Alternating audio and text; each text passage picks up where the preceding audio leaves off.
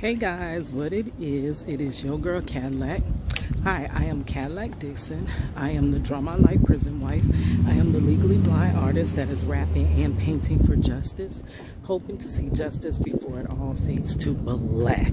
Here, it's your girl Kadlac. Well, here I am coming in the next day. It is January the 13th, 2022. Wow, that sounds weird. But yeah, 2022. So I'm just getting up this morning. Really, it's like 1 o'clock, to be honest with you. Did not have on the same clothes, guys. I already know what y'all finna say. But I was headed to work this morning. Went to the chiropractor. Neck feeling a little bit better. So I decided, well, I was headed to work. I was supposed to go straight to work. Upon getting, down the street from work, they was like, oh, can you close today rather than, work morning? So I'm like, okay, I guess so. The only bad part is that, Marcello had called me and we scheduled, like I let him know my schedule. So he was scheduled to call me back at 8:30 when I was supposed to get off. But now I'm not going to get off until 11. Which they cut their phones off. So the earlier call that I talked to him might be the only call for today. Did JPay email him to hopefully, hope that he gets that message, but JPay is not instant like you would like it to be. A lot of time the messages do go through, but also the guards do not like to hand out the tablets and collect them and charge them. So it's really a problem with those tablets. Like they don't always have the tablet like they should. So I don't know if he's gonna get that message and be able to talk to me again before I tried to let him know what time I was going into work. Anyways, so in the room watching House Party with my sister. Girl, that is one of those movies that you just know every single line to, and it's just taking me back. It put a smile on my face, and as prison wives, sometimes we need to just let go and smile. I know it's a lot to be all dragged down about, but you know what, we gotta smile instead of. And also, by my little Sirius XM being turned off, I was listening to the little R&B channel, and I heard some music, and I actually felt myself like jamming out and dancing, and I felt like the old Keita. So sometimes we have problems, true. The problems are not going away, true. But we just gotta sometimes learn how to be all right within the problem. And that's what I'm trying to learn. But anyways, I decided I have a little time, so I might as well finish my unsung, well, possibly attempt to finish. It may not get finished in this, one. So this is going to be actually part 4 of my unsung, my life story.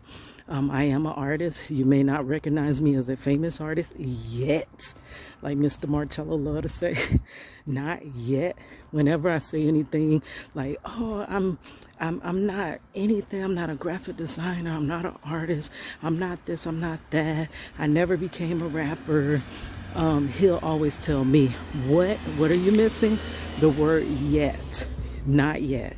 So because I'm not a famous artist yet, you may not recognize me, but I am a great artist. Don't matter how famous I am an excellent artist. So I'm doing my unsung. I always thought about, like I said in the first part, when I would make it, that I would do my unsung, and I would think about the things that I would say about our journey and this and this and that. So where I left off in my life story was basically around 10th grade in high school. That was my first, I had my first boyfriend. Please check out the other parts, 1 through 3. Very interesting.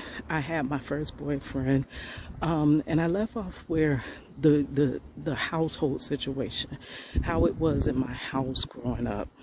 And I was in high school.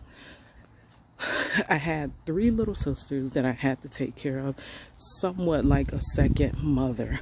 And I always said that I felt like the built-in babysitter. I always felt looked past because, like I mentioned, my dad was always working. My mother was always stressed out and overwhelmed. And, you know, I just felt like, who cares about me during this stage in my life? Like, that was a big thing. Like, who cares about me? Anything the little kids did, they were, at that time, I think if I was 17, one would have been 12. Now, these are rounds because, you know, I ain't good with that math, girl. One would have been 17. One would have been like 4. And one would have been like 2 years old. So it was 3 of them, and I had to help raise them. The 12-year-old being epileptic, having seizures. It would be, I would always have to watch her. Like, when my sister would go to school, if she had a seizure, they would not allow her to stay at school. So my mother had to, in turn, every time she had a seizure, try to leave work. The job was not filling that, so she was in trouble with her job and stuff like that. And it was just a lot. And then when I did get old enough to drive, it would be, Keita, you gotta go get Kristen because she had a seizure. And I would be like, God dog, I gotta go way across town to get her and this and that. And it was just a lot on me at a young age. And it was always chaos in our house. It was always confusion. We didn't talk, we didn't hug, we didn't say we love each other. That's the type of household I grew up in. So in 10th grade, I did find my first boyfriend, and he, in spite of me being Scarface all that time growing up, he got to know the real me. I caked on makeup. I would always try to cover myself in makeup, but he seen through all that Maybelline. I remember that on, that was Low Down Dirty Shame. I could see through all that Maybelline. Girl, he seen through all that Maybelline. But I didn't wear Maybelline back then. I used to wear CoverGirl, and then they had something called Zuri. And then they also had, because it was hard to find black people colors. Like, girl, for real.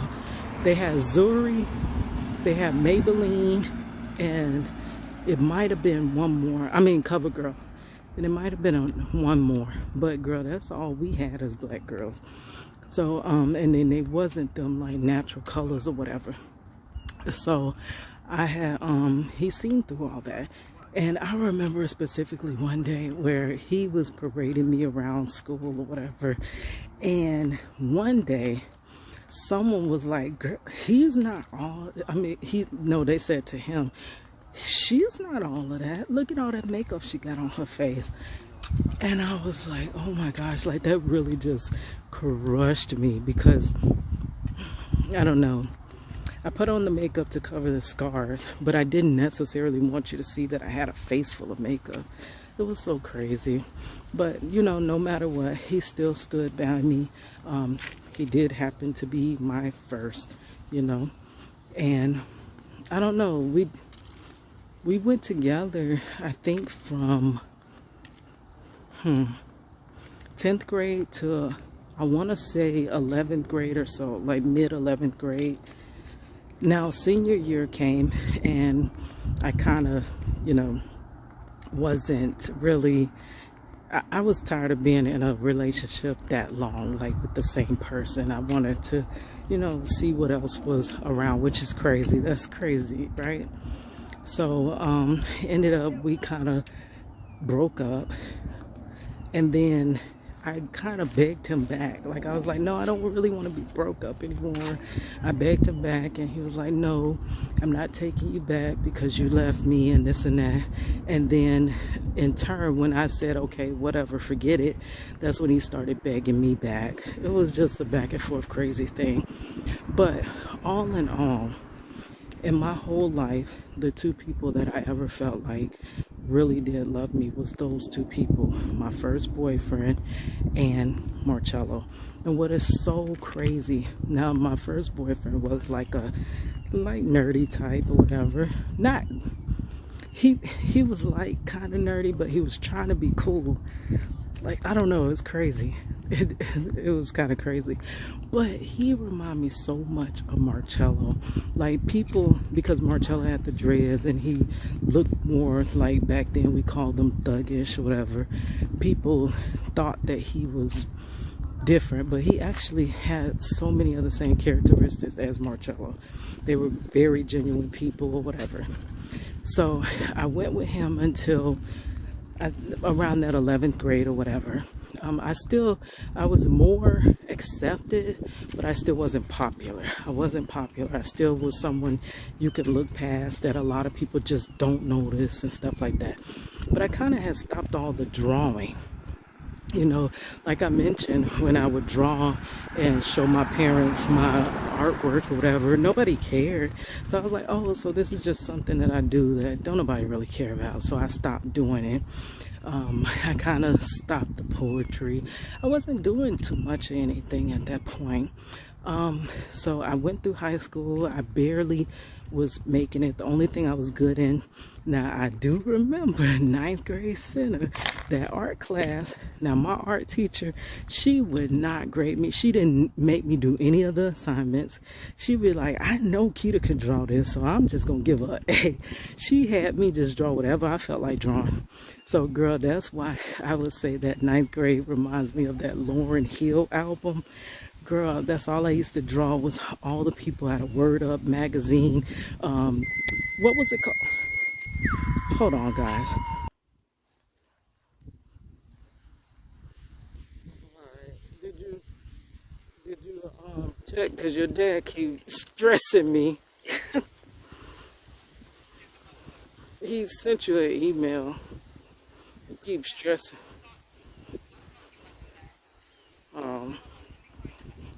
Alright, ma.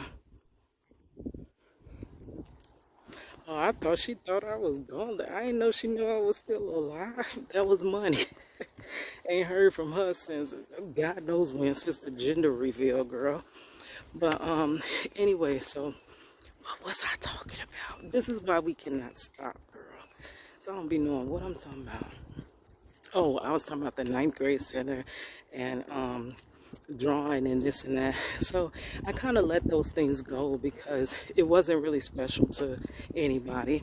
Now, what I did do back in that middle school age and elementary, not really elementary, but more so middle school, I did tell in another story, I can link that. That's one of my Vlogmas videos where I was saying how my artwork would be like a shield. All I would do was draw, so people would not, you know, bully me or make fun of me.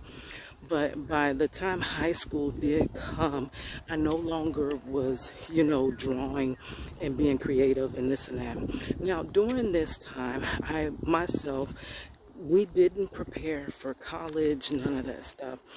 My parents, I don't know, they just would tell you, go to college. My mother always told me, use your head for more than a hat rack. And that was it. That was the most advice. So I really didn't. I wasn't school-wise. I wasn't education-wise or anything. I was just an artist. But back then, in the 90s, early 2000s, there was really no place for an artist in Orlando, Florida. There was no places to go. We didn't know what to do with my artwork. So it kind of just fell by the wayside. So I don't know, I just always thought in my mind that when I grew up, oh, I didn't have to worry about nothing because I was this excellent artist, that I definitely would have money. Girl, I can't even sell an art piece if I try, like, for real. Like, that was crazy. That was completely the opposite of what I saw for myself. I never saw myself struggling like this. I never seen myself like, I never seen this, like, and I don't know why I can't get up out of this. Why doesn't anything I do kind of work? Like, that's crazy. And you never would have been able to tell me that would have been my life. I thought the worst parts of my life was over, that rough childhood and stuff. So there was no preparation for college, nothing like that. Before I get to college, I do remember going to prom. And my prom was ridiculously, I shouldn't even went, girl. Should not have even went. Like, okay, so I had broke up with my first boyfriend. So I didn't really have anybody to go to prom with. I did go to homecoming, and we all had said that we all agreed we was just gonna go as a group of friends. Nobody was gonna be booed up or nothing like that. So that's how we did homecoming. So that was fine. But when prom came, everybody at first was going to do that, but then there was like, no, we going as couples, girl. And for me, it was hard to find somebody to go with me by me not having a boyfriend. So it was a couple of people said that they was going to take me, and basically could not find a date for nothing in the world. Felt crazy or whatever. So end up, I said, it was this guy that knew my aunt's friend had a nephew, and he was going to take me. I think he was out of school though, whatever. He was going to take me, you know, to the prom. So this is crazy. I, being an artist, I had got my prom dress from a thrift store, and I had tailored it. It was like a suit. It was made like a suit, kind of like a female suit. And I tailored it, like it had a split in it up the front, and I kind of made the split come all the way up the leg. I kind of took it in. No, I took it to a tailor, and the tailor was able to adjust it to fit me and everything. If I can find a picture, I will link it in the description box. And it was cute, girl. I did my own hair. I always did my own hair. This is pre me going to cosmetology college. I did cosmetology school, I'm sorry. I did everybody's hair at school. And that's another thing that people knew me for. They knew, oh, that girl can braid, like for real. And that's where I developed my carpal tunnel. Didn't know that that was gonna ruin my whole life, basically doing all that braiding. But you know, you live and you do learn. So I wish I could take back that part. So I did my hair. My aunt, she said that she went to cosmetology school back in the day, and she tried to do my nails. They came out decent. So you know, I looked good. Found me my little shoes, my little tall shoes, whatever, and I was ready for prom. Now, come on the day of prom, I get a call from this guy saying that I'm trying to find a tux. Why are you trying to find a tux on the day of prom? Number one. And then number two, if it is prom day, you're not going to find no tux nowhere. Like, why didn't you just tell me? I think he really just didn't want to go with me. And instead of telling me and not hurting my feelings, telling me and hurting my feelings, I think that's what he was trying to do. Act like he was trying to do something. So end up, I go to prom by myself. My friends, they were supposed to have a limousine or whatever. Now, let me back up a little bit. When I told my mother about prom, at first I said I wasn't going because I didn't have a boyfriend, nothing like that. So I didn't want to go and just be that weird, awkward girl just standing by the wall, trying to find something to do. Back then, we didn't have phones that we can get on when we feel weird and awkward and left out. So what do? Just play with your fingers or whatever, twiddle your fingers around. So, back then, I ended up, I was supposed to meet them for the limousine to pick us up, but the boy kept, you know, egging me on that he was coming, and he never showed up or anything. So my mother, I later told her when he claimed he was going to go with me that I am going to go. And when I tried to tell her, it felt like she didn't want to hear about it. Like I told you how she was always busy, always concerned with the kids, and she had a sick child. So it was like no attention. There was no attention left for me, basically. It was kind of like when I got age 12, 13, or somewhere around there, she would always tell me, Keita, I raised you, and now I need you to help me raise these kids. And basically, I wasn't even raised yet. That was the problem. So basically, when I was telling her about it, she kind of like nudged me off or whatever. and I thought she didn't want to be a part of it. So that's why I had my aunt help me get ready and help me, go to the place to get the tailor and all types of stuff. So that's how that ended up happening. Now later, my mother kind of got mad. She was like, you tell everybody else, like I find out everything else about you going on through somebody else. And I always felt like it wasn't that I didn't want to talk to her. It was like she never had time anyway. So of course I had to tell somebody else, and then later she would find out. So she felt like I kind of left her out of my prom situation. But I was like, Mom, I tried to tell you that I changed my mind and I am going, but it just felt like you didn't care. So when prom did come, she kind of, at that point, was like stubborn, like, okay, you want to have other people help you get ready, then fine. You don't need me and stuff like that. So when I was met at my aunt's house for the limo, my mother, she didn't show up. She didn't see me off to prom or anything. And my dad, he was like, you know what? This is our daughter. I'm going to be there. So I got some prom pictures with my dad. My dad and my uncle came over and took pictures with me. And that's my prom pictures. Girl, my life. So my mother was mad at me for a long time after that. She was like, you raise a child all this time and then you miss out on their special days, like kind of like I X'd her out or whatever. And I didn't X her out. So it was so much like friction between us. We never got along. I always thought she was so over strict. I couldn't do nothing. I couldn't go nowhere.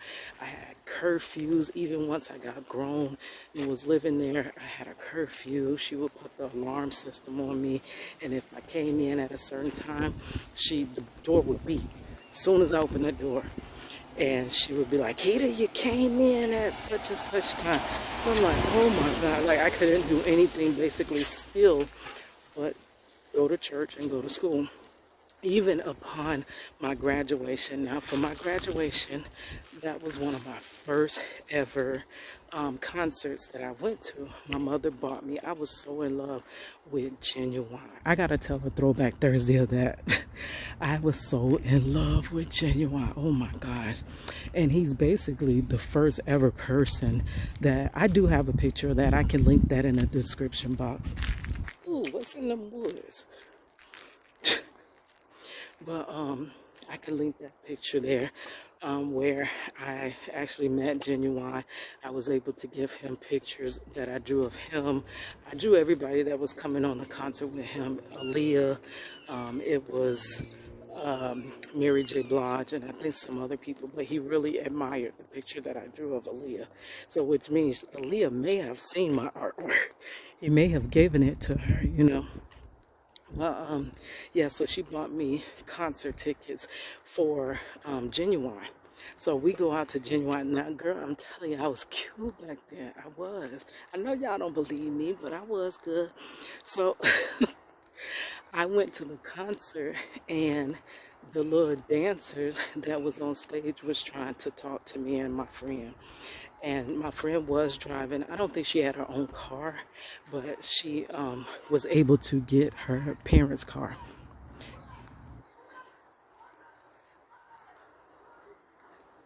In the world. Okay, so anyway, so I can't even focus. What was I saying? Oh yeah, so the guys was like, after the concert, the dancers, they was like, yeah, come back up here and meet us and at the hotel and this and that. So my mother was always checking on us. So I was gonna act like I was staying the night at my friend's house. So I was gonna come in, check in after the concert. Now this was my concert for graduation. Like, girl, I'm already grown. So she was going to come back. I was going to say I was spending the night at her house. And I was going to, we were going to go back up there to meet up with these dancers for Ginuwine. Girl, my mama said, no, it's a church night. A church night? Are you kidding me, Ginuwine. Like, girl, I knew he had to be up in that darn hotel room. So I called a little dancer and I was like, unfortunately, I ain't gonna be able to come because my mama, you know, blah, blah, blah. And he was like, cool, I'll just check on you, you know, when I come back to town with Usher. Girl, I ain't never heard of no Usher concert coming back to town. But anyway, so she was really like overprotective, overprotective.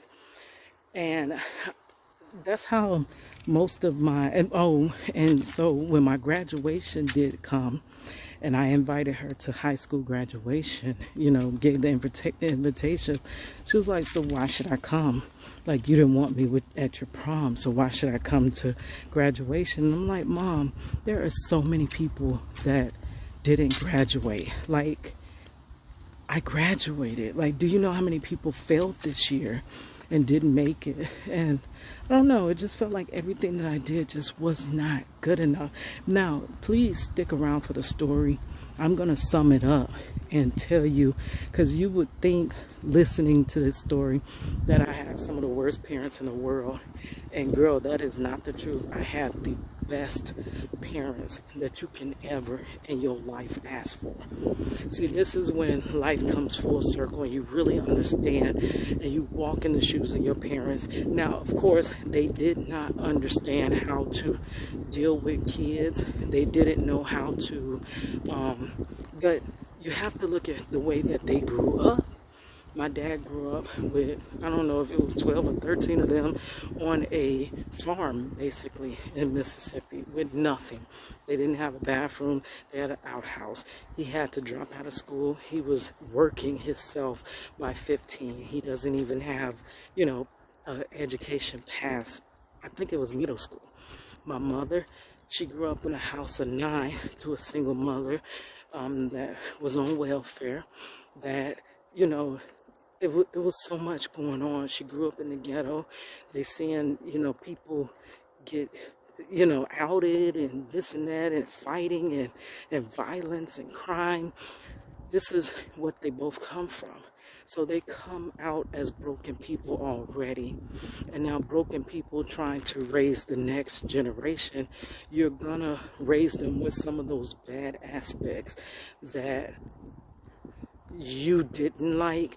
A lot of times you take them and that's how you raise your kids. Like, none of them, they never in their lives probably heard that anybody loved them.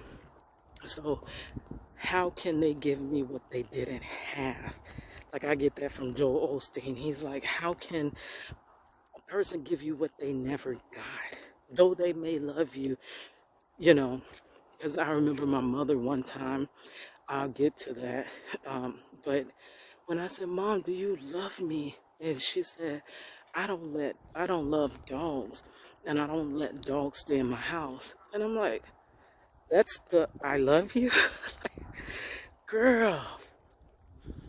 So I always felt unwanted. I felt less than. I felt like nobody cared about me. And that was most of my, that was my childhood. We are through my childhood now to graduation. You have heard a lot about these stories as well that happen after graduation. So I can link in the description box some of those. And I will see you next time. I better get around this corner because it's about time to hit that job, like hit that clock like usual. But don't forget to check out. Today I also did upload a video showing and proving how there was no weapon in Marcello's case. They're just saying that there's a weapon so that they can escalate it and get Marcello more time. Without this weapon, Marcello would have done only, I think, less than 10 years. At the max, it would have been 10 years.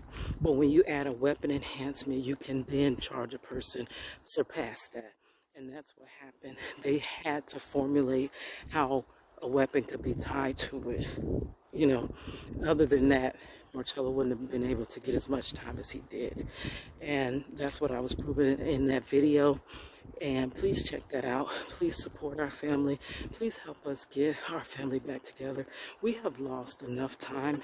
Like, we've lost 20 years of our lives. 20 years that you cannot replace or get back. I cannot make my child young again. He can't make his child young again. He can't see her first step now. You can't go back and see her, you know, say her first, well, he did say her first, see her first word, which was dada. Because at that time he was out on bond, but he can't see all of that. He can't see her kindergarten graduation. He can't see her high school graduation. He can't see her gender reveal that we just had last month. He has missed that, and it's due to a wrongful conviction. There's no excuse for that. There is no excuse. If you did not find a weapon, there is no way you should have forced to be able to charge him with a weapon. But our great country, they did. And our great state of Florida, they did. All right, guys. So I'm going to let you go right here. My back hurting me, but I got to go to work. Anyway, it's your girl, Kadlac.